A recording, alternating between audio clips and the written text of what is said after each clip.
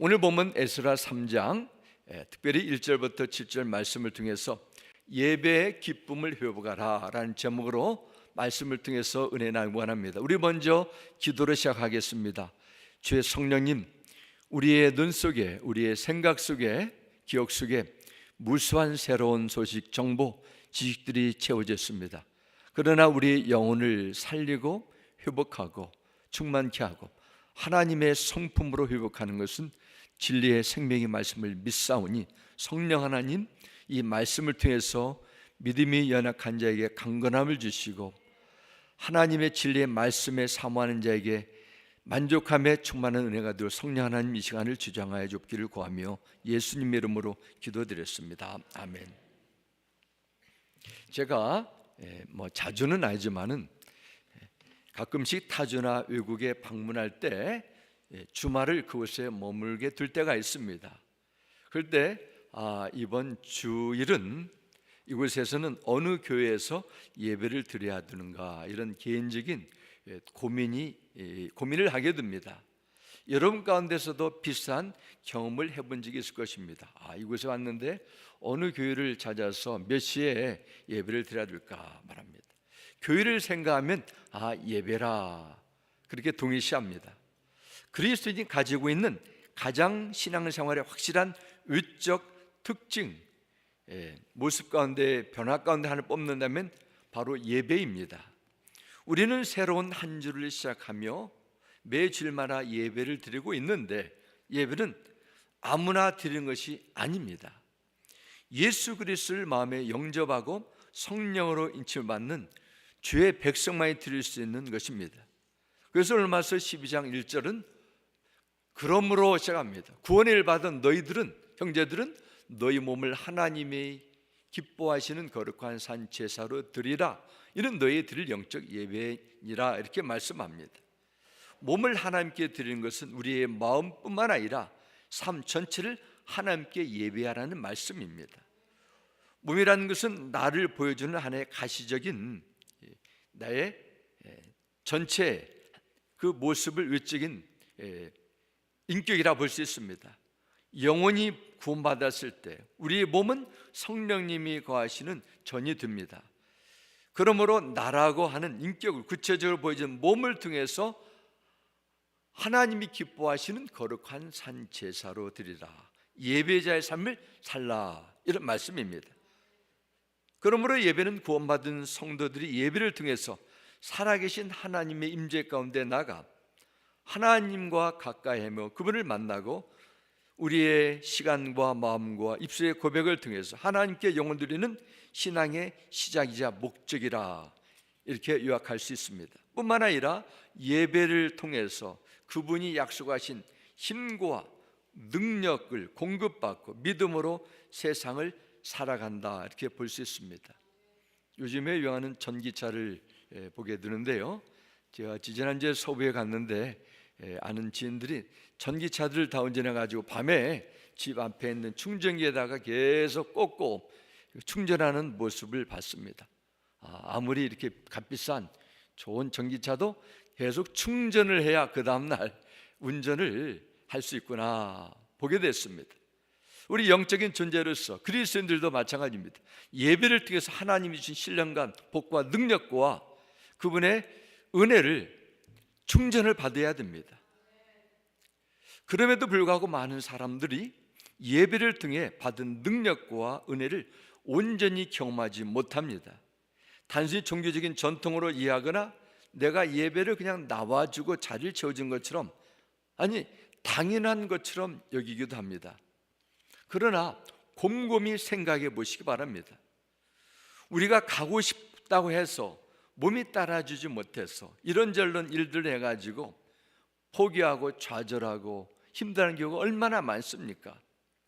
얼마 전에 제가 아는 분이 직접 겪은 사고를 제게 전해 주었습니다. 이분이 어느 날 앞길을 걸어가다가 몸의 균형을 잃어버리고 삐뚤거리시다가 살짝 넘어졌는데 넘어진 그 바로 앞에 기둥이 있었어요. 기둥이 얼굴을 치게 되고 앰뷸런스를 불러서 병원 응급실에 들어갔습니다. 그러고 보니까 이가 다 깨지게 된 것입니다. 나중에 한국에 들어가서 부러진 앞니 모든 부분을 다 임플란트를 했는지 덴추를 했는지 아마 앞부분을 다 갈았다, 그런 얘기를 들었습니다. 불과 몇 초 사이에 일어난 사고로 많은 금전적인 손해, 그런 육체적인 고통을 경험했다는 것입니다.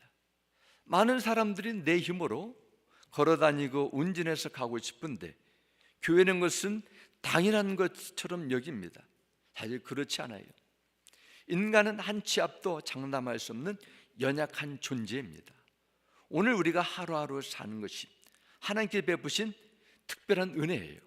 두 다리로 걸어다니면서 공기를 마음껏 공짜로 마시고 두 눈으로 성경을 읽고 두 귀로 말씀을 듣는다면 여러분은 이미 복을 받은 사람을 믿으시기 바랍니다. 이 예배의 특권을 받으셨음을 늘 마음속에 기억하시고 항상 기뻐하시고 범사에 감사하는 이런 믿음의 성도들이 되길 주 이름으로 축원합니다.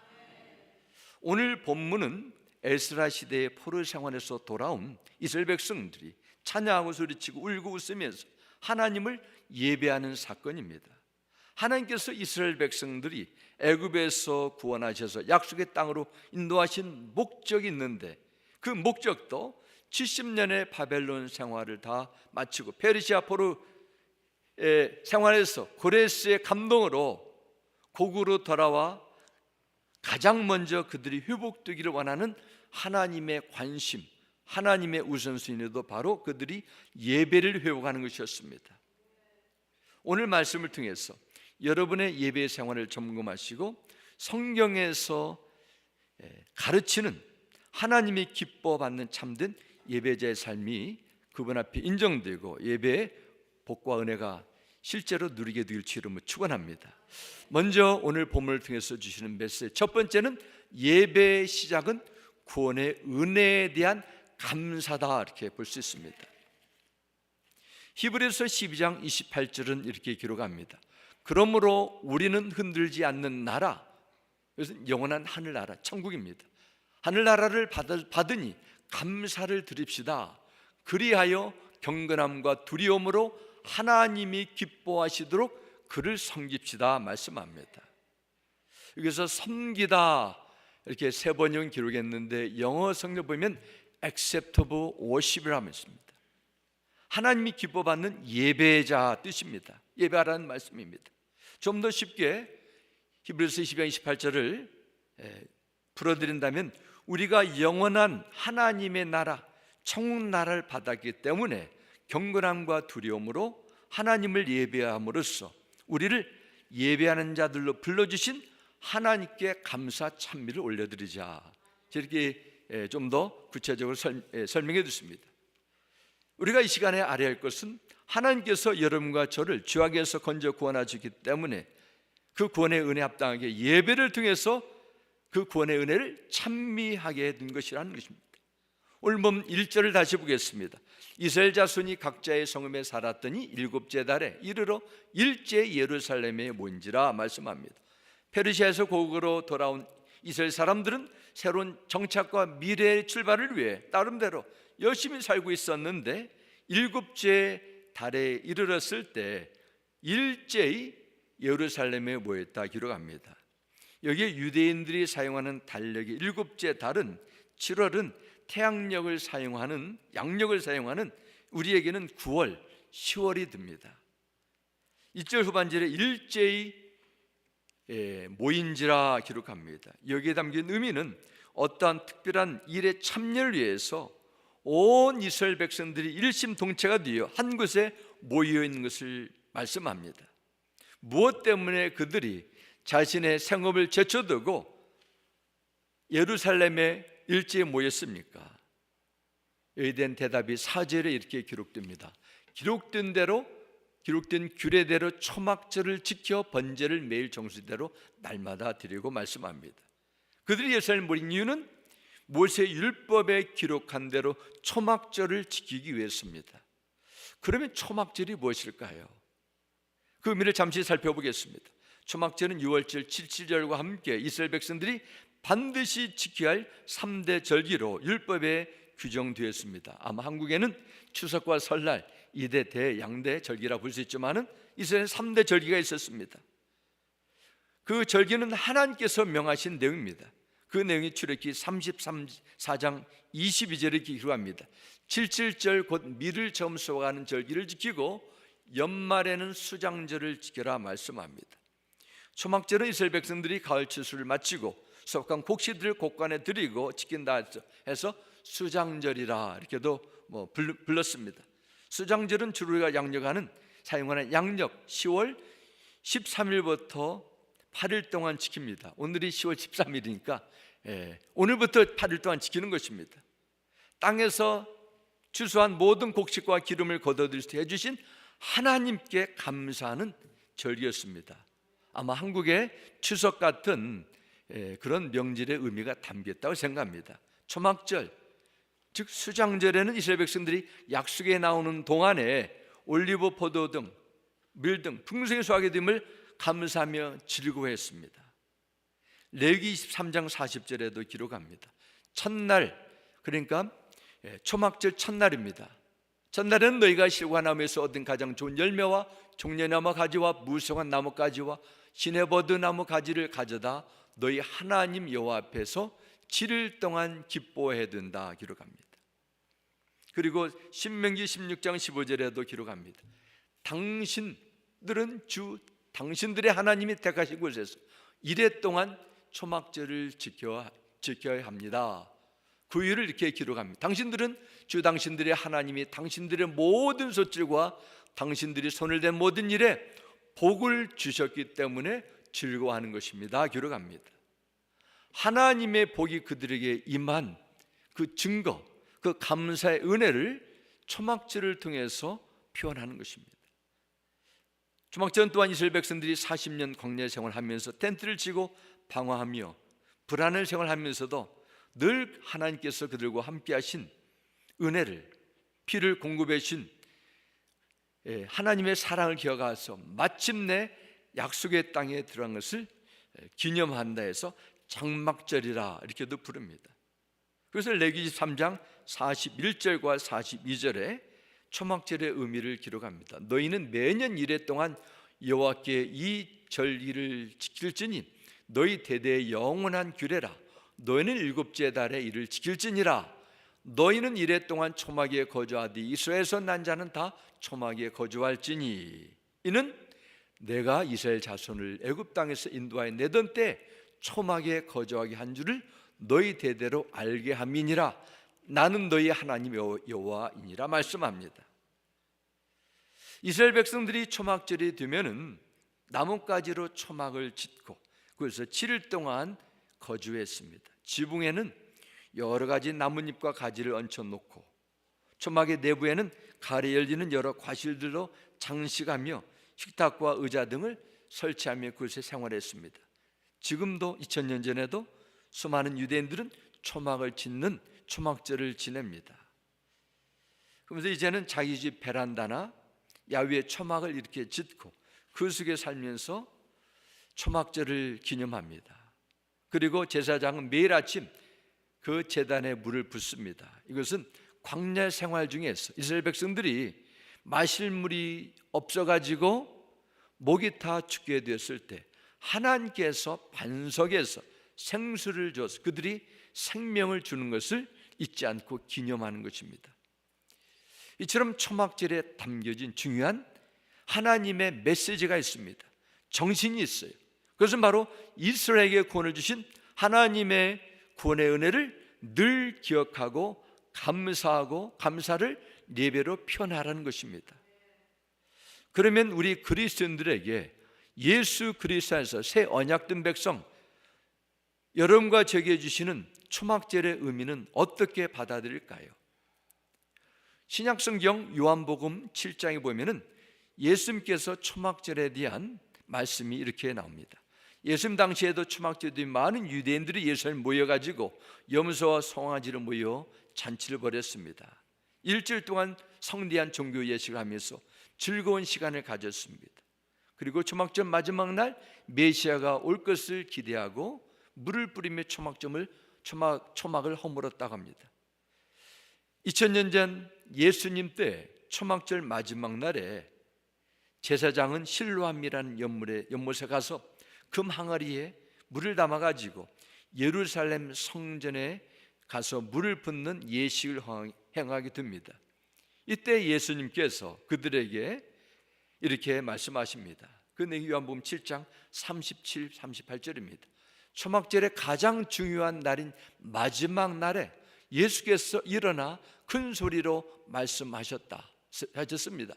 누구든지 목마른 사람은 다 내게로 와서 마시라. 누구든지 나를 믿는 사람마다 성경의 말씀대로 생수의 강이 그의 배에서 흘러나올 것이다 이러합니다. 예수님은 제사장이 제단에 물을 붓는 초막절 이 예식을 보면서 인간의 영혼의 목마름을 채워줄 수 있는 이것은 우리가 마시는 H2O 물이 아니라 생명의 생수를 주시는 그 물을 마셔야 된다고 하십니다.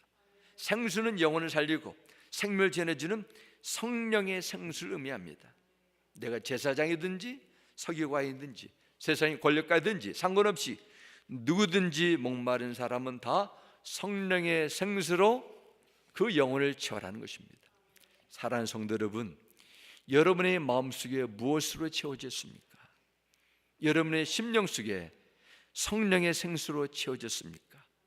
늘 주님께서 약속하신 성령의 생수가 여러분의 영혼 속에 흘러넘쳐서 세상을 이기고 죄 있는 사람을 살리고 어둠의 권세를 물리치고 위에서 부르신 사명 넉넉히 감당하는 이런 믿음의 삶, 예배자의 삶이 되시길 주의 이름으로 축원합니다.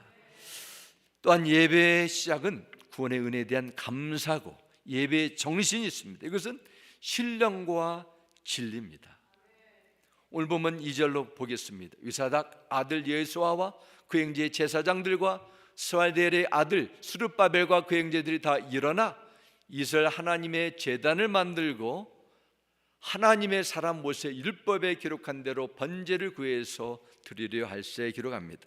예수와 그의 형제 제사장 스룹바벨 그 형제 다 일어났습니다. 유사닥은 느부갓네살에서 바벨론에 끌려갔던 제사장 가운데 한 사람입니다.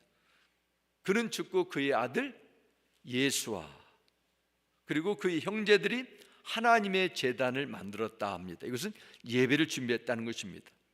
모든 제사장은 레위지파 중에서 아론의 후예들로 세워졌기 때문에 그런 점에서 형제라 말합니다. 그냥 한 아버지 한 어머니 밑에서 태어난 아들들이 아니라 그냥 한 형제로 부른 것입니다.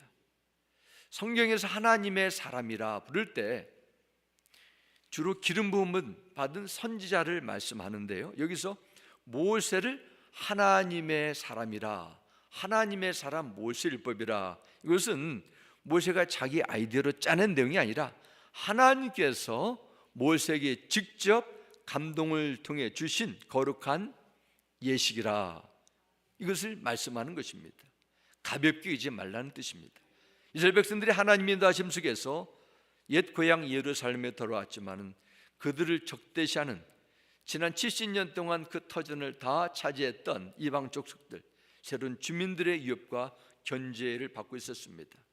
그들 중에서는 페르시아에서 오랫동안 살다 역이민해 온 사람도 있고 고향을 떠나지 않고 평생을 살았던 그 주민들도 있었습니다. 이스라엘 백성들이 두려움을 극복하고자 함께 모인 그 일은 오늘 본문에 분명히 말씀합니다. 3절 보면 우리가 모든 나라 백성을 두려워하여 제단을 거터에 세우고 그 위에서 아침 저녁으로 여호와께 번제를 드리며 말씀합니다. 그들이 모인 것은 제단을 먼저 세웠습니다. 번제를 드렸다. 하나님 앞에 먼저 예배를 준비하는 그 일을 시작하게 됐습니다. 그런데 어떤 일이 났어요? 무리가 모든 나라 백성을 두려워하여 예배를 드려서 모였는데 모든 나라 백성을 두려워하여 기록합니다. 이 뜻은 그 당시 팔레스타인 땅과 그 주변에 살던 여러 민족들을 뜻합니다. 그들 중에 대표적인 민족은 사마리아인들이었습니다. 아스르와 유대인과 그들이 같이 결혼하며 생긴 혼혈 민족이었습니다. 그들은 자신의 땅에 돌아와 예배를 드리고 했는데 사마리아 사람들이 위협을 주고 그것이 두려움을 가져왔습니다. 이들은 자신의 신앙을 조롱하고 두려움을 주었습니다. 그럼에도 불구하고 그들은 먼저 아침 저녁으로 여호와께 번제를 드렸다 3절에 기록합니다. 그냥 예배를 드리고자 하는 순수한 마음을 가졌지만 이것이 하나님 앞에 온전히 예배자로 나온다는 것을 의미하지 않습니다. 세상을 살다 보면 두려움을 주는 대상이 찾아옵니다.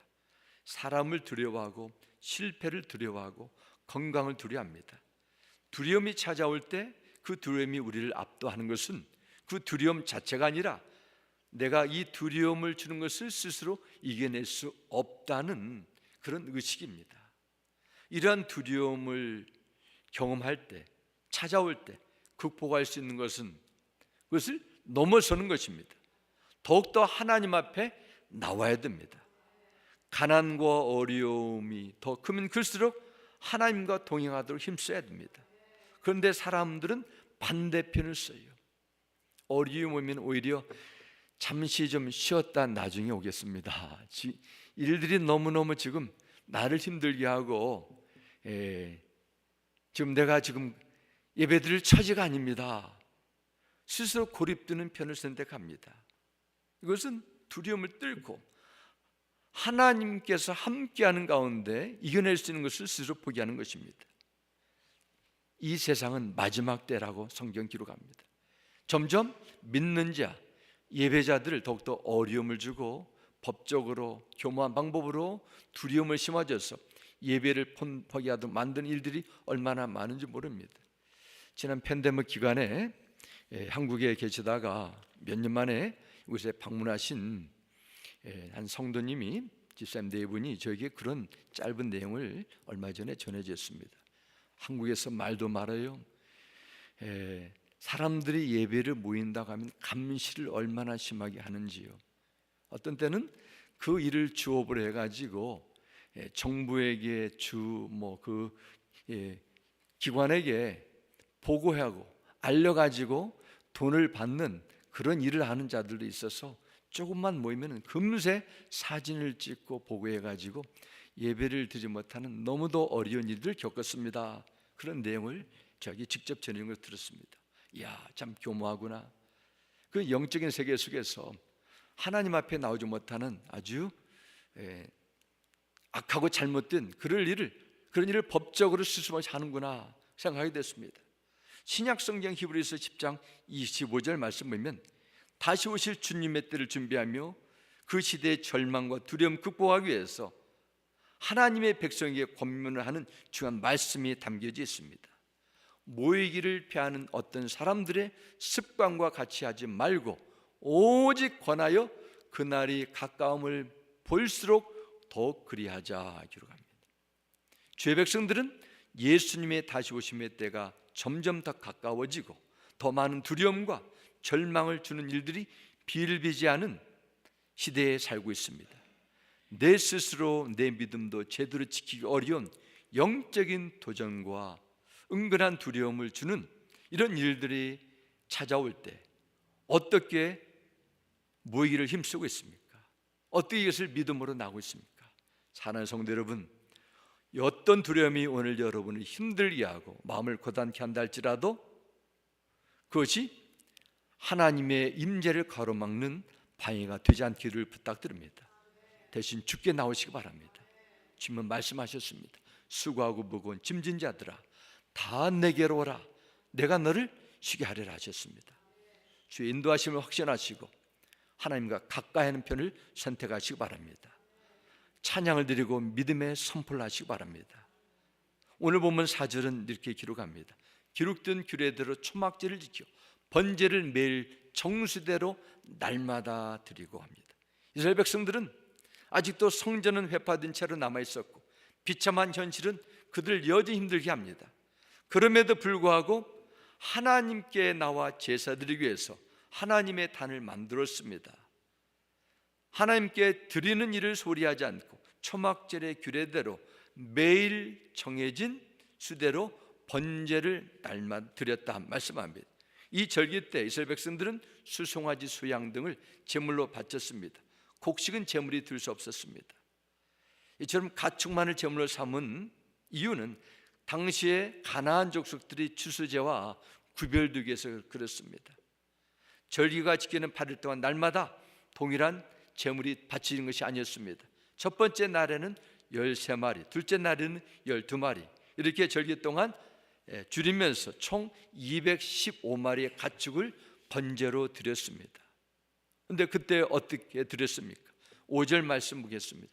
그 후에는 항상 드리는 번제와 초하루와 여호와의 모든 거룩한 절기의 번제와 사람이 여호와께 기쁘게 드리는 예물을 드리되 말씀합니다. 초하루는 그 달, 월식 현상을 일어나는 매월 첫 달에 드리는 종교적인 축제를 의미합니다. 절기의 번제, 무교절, 맥추절, 나팔절, 초막절, 구약에 나오는 여러 절기들 가운데 드리는 번제를 뜻합니다.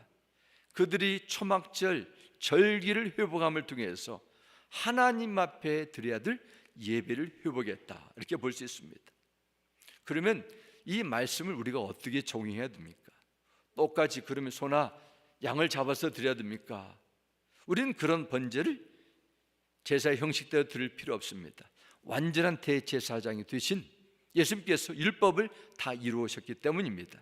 그러나 여기에 담겨진 예배의 정신은 찾아야 됩니다. 무엇입니까? 철저하게 드리는 신령과 진정으로 드리는 예배라고 믿습니다. 요한복음 4장 22절에서 예수님께서 사마리아 여인을 향해 이렇게 말씀하십니다. 너희는 너희가 알지 못하는 것을 예배하고 우리는 우리가 아는 분을 예배한다. 구원은 유대의 사람들에게서 나기 때문이다, 기록합니다. 이 말씀은 예수님 당시 사마리아 사람들은 그리심산 같은 곳에서 예배는 드리고 있었는데 예배의 참 대상을 알지 못한 채 예배를 드리고 있다는 것입니다. 당시 사마리아 사람들은 모세 오경만을 하나님의 말씀으로 받아들이기 때문에 하나님의 완전한 계시를 충분히 이해하지 못했습니다. 그래서 그들의 예배는 나름대로 열심히 적극적으로 신령한 마음으로 예배를 드렸는데 예배에 말씀에 근거한 지식으로 드리지 못했습니다. 그러나 유대인의 예배를 보면 사마리아 예배와 달랐습니다. 요한복음 4장 22절 말씀 보면 예수께서 이렇게 말씀하시면 너희는 너희가 알지 못하는 것을 예배하고 우리는 우리가 아는 분을 예배한다 말씀합니다. 우리가 아는 지식 속에서 예배한다는 것입니다. 이 당시 유대인들은 구약 성경 전부를 받아들였고 구약에 대한 율법, 진리를 가지고 있었지만 문제는 그들의 마음에 있었습니다. 마음은 냉랭하게 차가워졌고 습관적이고 의식적인 예배를 드리고 있었습니다. 유대인들의 예배는 형식은 잘 갖춰지고 있었는데 그 속에 어떤 감동이나 사랑이 없는 메마름이 있었습니다. 자신들의 마음, 자신들의 그 열정은 예배 속에 담지 않았다는 것입니다. 그러면 주님께서 참된 예배, 하나님이 기뻐하신 예배, 어떤 마음의 자세로 드리라고 말씀하십니까? 첫 번째는 영으로 드린 예배, 신령과 진정으로 드린 예배입니다.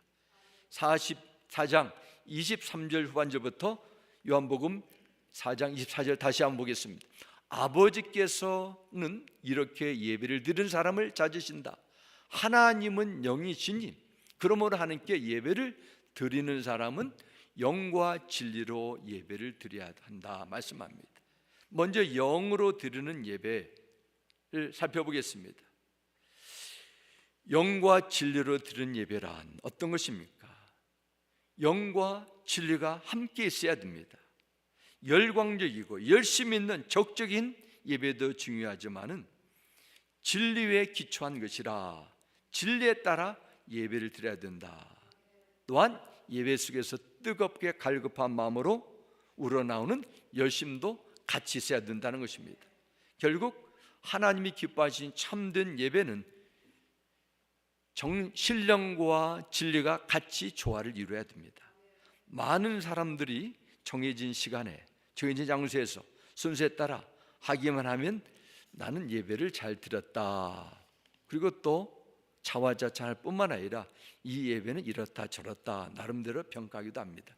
그러나 우리의 심령이 함께하지 않는 예배, 우리의 몸만 가고 마음이 떠난 자리에 앉아있는 예배라면은 습관적으로 예배는 무시 드렸다 해도 인간의 영으로 드린 예배가 아니기 때문에 진정한 예배라고 말할 수 없다는 것입니다. 이 하나님의 평가입니다. 그렇다면 영으로 드린 예배는 어떤 예배입니까?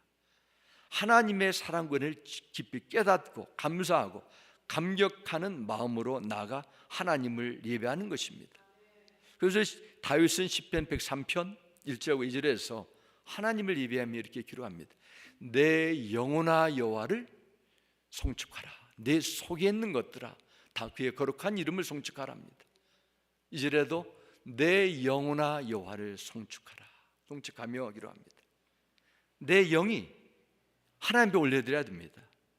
그러면 어떻게 우리가 신령으로 마음속에서 우러나는 예배를 드릴 수 있습니까? 그러하기 위해서는 먼저 우리 영으로 예배를 드릴 수 있기 위해서 성령께서 우리 심령에 오셔야 돼요. 우리의 마음이 하나님을 떠나기 쉽습니다. 아니 떠나 살아왔습니다. 하나님의 은총이 필요해요. 그래서 빌립보서 3장 3절은 기록합니다. 하나님의 영으로 예배하며 기록합니다. 하나님의 성령께서 인도함을 받는 가운데 예배가 드려야 된다는 것입니다. 그럴 때 우리의 갈급함이 진정 하나님께 올려드릴 수 있습니다. 이 세상의 사람들은 만족함으로 갈급함을 채우랍니다. 세상의 오락으로, 비디오 게임으로, 유흥가로, 먹고 마시는 것으로 밤새도록 뭔가를 찾아다닙니다. 잠시 만족은 줄 수 있어도 영혼에는 변화가 없습니다. 영적인 것은 영적인 것으로 해결해야 돼요. 영혼이 만족하고 평안해야 다른 모든 일들이 안정을 이루는데 순서가 뒤바뀌려고 하게 됩니다. 내가 먼저 직장이나 사업을 안정적으로 올려놓으면 예배를 드리겠다, 건강을 지키고 집을 장만하고 이 정도의 수입을 가지고 오면 나는 주님을 위해서 헌신하겠다 말합니다. 영혼이 참된 만족, 참된 평안, 영이 건강하지 않으면 그 일은 성과가 나타나지 않고 내가 만족한 것을 주었어도 결국에는 나의 육의 소욕을 위해 살아가는 것이 인간의 한계입니다. 그래서 마태복음 5장에 주님은 말씀하셨어요. 먼저 의에 줄이고 목마른 자는 복이 있나니 그들이 배부를 것이요 말씀하십니다. 영적으로 갈급함을 성령께서 터치해 주시는 것이 바로 영으로 드리는 예배입니다. 그러므로 온전한 예배자가 되기 위해서는 성령께서 여러분의 심령을 터치하셔서 여러분을 인도하시고 여러분이 마음이 오직 하나님만 향할 수 있도록 겸손히 구하셔야 됩니다. 우리와 하나님과 사이를 가로막는 방해물들을 보여주셔서 우리가 모든 것을 성령님의 도우심을 받아 하나님 앞에 온전히 예배 드릴 때 그것이 바로 신령으로 드리는 참된 예배가 될 줄 믿습니다. 두 번째는 진정으로 드리는 예배입니다. 진정으로 우린 예배를 드릴 때 눈물을 흘리고 기쁨에 넘쳐 감기에 젖기도 합니다. 그러나 그것이 하나님께서 기뻐 받는 참된 예배의 확실한 증거인가 이렇게 묻는다면 언제나 그렇지 않다는 것이죠. 그럴 수도 있지만 그것이 확실한 증거는 되지 못한다는 것입니다. 우리는 영화 한 편을 봐도 내가 좋아하는 트로트 노래를 들어도 시 한 수를 읊어도 감동에 젖어가지고 눈물을 흘릴 수도 있어요. 하나님의 사랑과 구원에 대한 진정 깨달음과 감사가 없어도 아름다운 곡조 선율을 듣고 눈물을 흘릴 수 있습니다. 그렇기 때문에 우리는 구분하셔야 돼요. 요한복음 4장 24절은 말씀합니다. 하나님은 영이시다. 그러므로 하나님께 예배를 드리는 사람은 영과 진리로 예배를 드려야 된다 말씀합니다. 감동과 감사가 있습니다. 그러나 진리가 따라줘야 돼요. 진리는 하나님의 말씀입니다. 예수님께서도 요한복음 17장 17절에 아버지의 말씀은 진리이다 하셨습니다. 그리고 오늘 본문 4절대로 잘 봐도 기록된 규례대로 기록합니다. 하나님의 말씀대로 말씀합니다. 모세를 통해서 정하신 하나님의 규례대로 그들은 하나님께 예배를 드렸습니다. 매일 정수대로, 날마다 규례대로. 이 말씀은 우리에게 적용하게 된다면 참된 예배는 길이요 진리요 생명 되시는 예수 그리스도 안에 있는 구원의 은혜에 감사하며 하나님께 기뻐하는 산제사 드리는 예배를 매일매일 날마다 그리고 항상 경험해야 된다, 이렇게도 볼 수 있습니다. 진리로 예배를 드린다는 것은 예수 그리스도의 이름으로 우리는 하나님 앞에 나가 진정으로 예배를 드릴 수 있다는 뜻도 포함합니다. 사도행전 4장 12절 분명히 말씀합니다. 우리는 진리가 되시는 예수 그리스도를 통해서만 하나님께 나갈 수 있고 하나님께 예배를 드릴 수 있는 권세를 받기 때문입니다.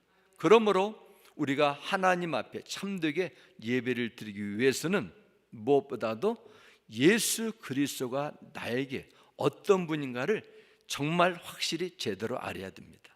아는 만큼 진리로 예배를 드릴 수 있어요. 주님이 나를 위해 행하신 놀라운 희생, 십자가의 보혈의 용서하심과 한없는 구원의 은혜를 내 마음속에 깊이 깨달아야 됩니다. 어떻게 하나님의 사랑을 깨닫고 믿고 예배 자리로 인도할 수 있습니까? 하나님의 말씀입니다.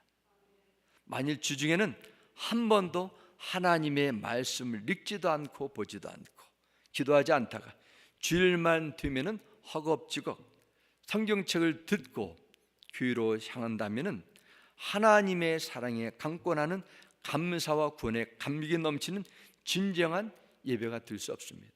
주일도 마찬가지입니다.